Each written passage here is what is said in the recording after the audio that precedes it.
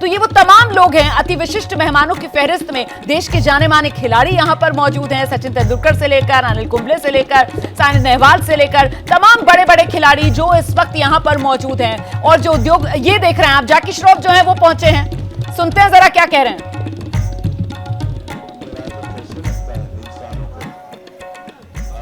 यहाँ तक बुला लिए वो हमारे लिए बहुत बड़ी बात है। हम तो चाहते हैं कि सब जूते निकाल कर आए तो और अच्छा है।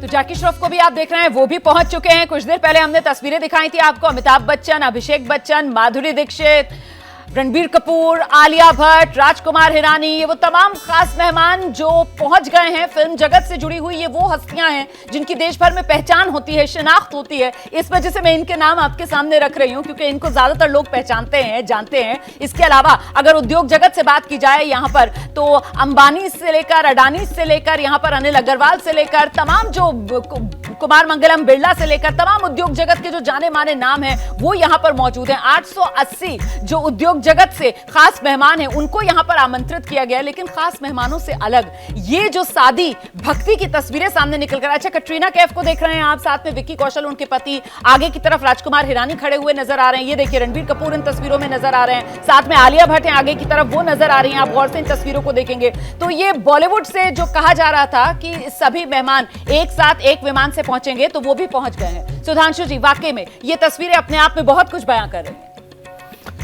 देखिए वैसे तो बहुत सकारात्मक बात है, परंतु फिर भी मैं कहना चाहता हूं बचपन से बहुत बॉलीवुड की मूवीज देखी हैं और 1970 के बाद कोई बॉलीवुड की मूवी बताइएगा जिसमें टीका लगाए, कंठी माला पहने, धोती कुर्ते पहने, भगवा वस्त्र पहने व्यक्ति पॉजिटिव रोल में दिखा हो। मगर आज वक्त कितना बदला है कि वो बॉलीवुड भगवान राम के द्वार के ऊपर है, ये भी मैं एक बदले वक्त की पहचान मान रहा हूं। और इसी के साथ मैं यह भी कहना चाहता हूं कि देखिए अभी आपने तिथि की बात कही रोमाना जी, तो मैं बताना चाहता हूं तिथियों का महत्व। किसी को मेरी बात आपत्तिजनक लगे तो उसे वो अपने हिसाब से विचार कर सकता है जी। देखिए 9 नवंबर 1989 जिस दिन शिलान्यास हुआ था उस दिन देवोत्थानी एकादशी थी, जिस दिन हिंदू मान्यता के अनुसार माना जाता है देवता उठते हैं। 30 अक्टूबर 1990 जिस दिन कार सेवा हुई, जिस दिन वो कहा गया था परिंदा पर नहीं मार पाएगा, गोलियां चली थी, उस दिन भी देवोत्थानी एकादशी थी। अब ये संयोग मान लीजिए या दैव योग मान लीजिए कि 9 नवंबर 2019, एक तो ठीक 9 नवंबर 89 के 30 साल बाद 9 नवंबर 2019 को जजमेंट आया, उस दिन 8 और 9 नवंबर को देवोत्थानी एकादशी थी। मानो तो मैं गंगा मां हूं, ना मानो तो बहता पानी, संयोग। और आप ये देखिए फिर संयोग कैसा सुंदर बना उसके उपरांत कि अब जब ये प्राण प्रतिष्ठा होने जा रही है मंदिर में, तो आज सर्वार्थ सिद्ध योग है, अमृत योग है, द्विपुष्कर योग है। और द्विपुष्कर योग में कहा जाता है कि दोहरा लाभ होने की संभावना होती है। तो एक लाभ तो प्रत्यक्ष दिख रहा है, आगे क्या होगा ये तो ईश्वर जाने, परंतु मैं ये कह सकता हूं कि तिथियों में भी बहुत संकेत छुपे रहते हैं। और मैं एक और पॉइंट कहूं, आज सारे दर्शकों को तिथियों की बात कर लूं क्योंकि आप इतने अच्छे से सब बता रहे हैं। ये भी कहा जा रहा है कि बिल्कुल वही समय शुभ मुहूर्त का चुना गया है जिस समय प्रभु श्री राम का जन्म हुआ था त्रेता युग में। बिल्कुल मैं उसी पॉइंट पर आ रहा था। आज मुहूर्त 84 सेकंड का है जी। इसका मतलब ग्रहों की गति की गणना करके एग्जैक्ट समय का निर्धारण किया गया है, जबकि ये कोई नासा के सॉफ्टवेयर से तो नहीं किया गया है। वो तो नासा था ही नहीं 1950 से पहले। ये तो उस पंचांग से किया गया है जो विक्रमादित्य के समय में 2081 साल पहले से चला आ रहा है और युधिष्ठिर के समय से 5125 साल पहले चला आ रहा है। अब आप सोचिए भगवान राम की जो समय थी, यानी ग्रहों की स्थिति एग्जैक्ट थी, और जब नासा ने प्लानिटोरियम सॉफ्टवेयर में डाला तो एक डेट भी आ गई 7114 से पहले, मतलब उनके हिसाब से तो 14 जनवरी 5100 कुछ ईसा पूर्व की आई थी। परंतु आप ये बात समझिए, जो लोग सवाल उठाते कम से कम इतना तो मान लो मेरे भाई, या तो ये मानो कि उस समय की सही ग्रहों की स्थिति लिखी है, इसका मतलब ये घटना के समय के लोग कितने उन्नत ज्ञान वाले थे।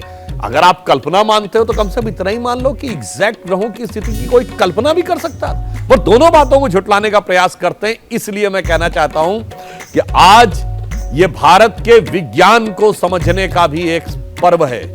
दुनिया में कोई दूसरे धर्म, संस्कृति, मत, संप्रदाय बताइए जो 84 सेकंड के टाइम ड्यूरेशन का कैलकुलेशन एस्ट्रोनॉमिकल बेस के ऊपर करता हो।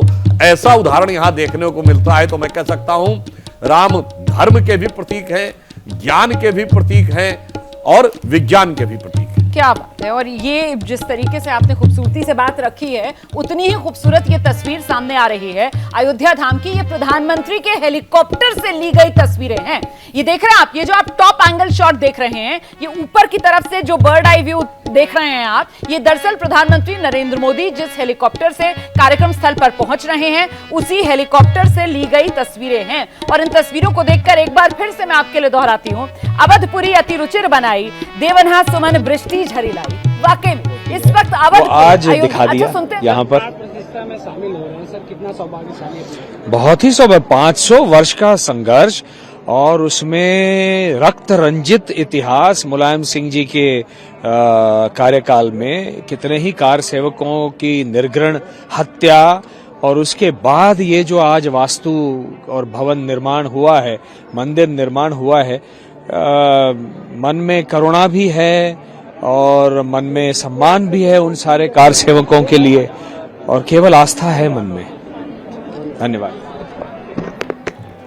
ये पल वाकई में बेहद भावुक करने वाले हैं।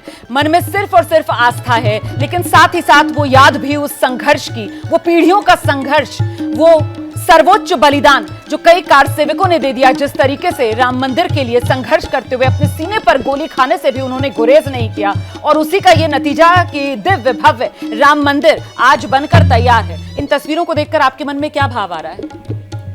देखिए, आपने कहा, जैसा कि अभी ये नीतीश भारद्वाज जी भी बोल रहे थे कि जो संघर्ष था जी, तो मुझे उस समय का अपना एक गीत याद आता है जो कार सेवकों के बीच में हम लोग गाया करते थे। गुनगुना दीजिए। कि तन प्रभु राम का, मन प्रभु राम का, तो हर क्षण बोलिए जय श्री राम। आस प्रभु राम की, श्वास प्रभु राम की, तो हर क्षण बोलिए जय श्री राम की। फिर हम लोग कहते थे लोक पर लोक यही यही मोक्ष धाम है, तो हर क्षण बोलिए जय श्री राम की। और आगे था, शासन चलाए चाहे सीने पर गोलियां, परवाह नहीं कीजिए शरीर और प्राण की। आए आपदाएं विपदाएं भले कितनी, बनाएंगे हम मंदिर सौगंध श्री राम की। और आज वो सौगंध पूर्ण हुई। एक जमाने में हम लोग, ये आपने भी सुना होगा, नारा चलता था, बच्चा बच्चा राम का, जन्मभूमि के काम का। तो तब ये था कि बच्चा बच्चा राम का, जन्मभूमि के काम का। और आज वक्त ऐसा बदला है, हर एक व्यक्ति को देखिए तो हर एक रास्ता जाता है आज श्री राम के धाम का। सब लोग उसी की तरफ दृष्टि करके बैठे हैं। तो मैं कह सकता हूं बिल्कुल कि भारत के इतिहास का एक बड़ा परिवर्तनकारी समय, बिल्कुल, और ये भविष्य के लिए एक बड़े संकेत का भी प्रतीक है। और अगर निमित्त के लिए इसको प्रधानमंत्री श्री नरेंद्र मोदी जी को चुना है, तो जैसा गीता में, चूंकि अभी नीतीश भारद्वाज जी दिख रहे थे जिन्होंने महाभारत सीरियल में कृष्ण की भूमिका निभाई थी, तो भगवान कृष्ण जब आदेश देते हैं अर्जुन को, तो क्या कहते हैं, निमित्त मात्रम भव सव्यसाची। निमित्त मात्र बनो, कार्य तो सिद्ध होना है। तो मैं मानता हूं कि शायद प्रधानमंत्री श्री नरेंद्र मोदी जी को ईश्वर ने निमित्त मात्र बनाकर इस कार्य को सिद्ध करने का हेतु बनाया है, और नियत ने संभवतः उन्हीं के लिए इस कार्य को निर्धारित किया था, क्योंकि भाई ये तो भगवान तय करते हैं ना कि किसके द्वारा कब होगा। बिल्कुल, राम जी है का वही। काम अब है। यहाँ एक और हाँ, कह दूं, जी। एक रामचरितमानस की बड़ी प्रख्यात चौपाई है, हुई है वही जो राम रचि राखा, को करी तर्क बढ़ावे साखा। तो लाइटर नोट पे कहता हूं कि उस समय जिस ढंग का दमन करने का प्रयास किया गया और संघ की शाखाओं को रोकने का प्रयास किया गया, तो मैं कहना चाहूंगा, और आज फिर भी ये हो गया, हुई है वही जो राम रचि राखा, चाहे जितनी रोको शाखा। क्या बात है। आप जो है वो शानदार तरीके से व्याख्या भी कर रहे हैं, और जो विरोधी हैं उनको कहीं ना कहीं सबक भी दे रहे हैं अपनी बातों के जरिए। लेकिन जो आपने शानदार बात कही वो ये कि आज सारी दुनिया की निगाहें अयोध्या धाम पर लगी हुई हैं, और सारे रास्ते जो हैं आज वाकई में प्रभु श्री राम की जन्मभूमि की ओर जाते हुए नजर आ रहे हैं।